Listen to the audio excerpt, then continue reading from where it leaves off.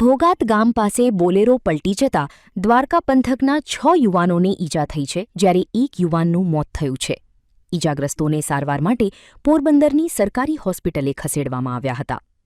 દ્વારકા નજીક આવેલ ભીમરાણા ગામે રહેતા પરબતભા હમીરભા સુમાણિયા ડુંગરભાઈ, દેશા ડેરા ચાંડપા, અજય મેઘાભા ભગાડ, સિદ્ધરાજ પપ્પુભા કેર, મોજબ ગામે રહેતો અશ્વિન ડોલુભાઈ માણેક અને રાજેશ સુમાણિયા વગેરે 7 યુવાનો કુછડી નજીક આવેલ વોટરપાર્ક ખાતે ફરવા માટે આવ્યા હતા અને રાત્રે ફરીને પરત જઈ રહ્યા હતા.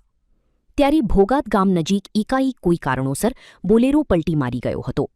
આથી તમામ યુવાનોને ઈજા થતાં સારવાર માટે 108 મારફત પોરબંદરની સરકારી હોસ્પિટલે ખસેડવામાં આવ્યા હતા, જેમાં રાજેશ નામના યુવાનનું મોત થયું હતું. બનાવ બનતા પોરબંદર સિવિલ હોસ્પિટલ ખાતે દોડધામ મચી હતી. વિવિધ આગેવાનો પણ હોસ્પિટલે દોડી આવ્યા હતા. જો કે અકસ્માત થવાનું ચોક્કસ કારણ હજુ સુધી સામે આવ્યું નથી. ઈજાગ્રસ્ત યુવાનોને સિવિલ હોસ્પિટલ ખાતે સારવાર આપવામાં આવી રહી છે. નિપુલ પોપટ, પોરબંદર ટાઈમ્સ.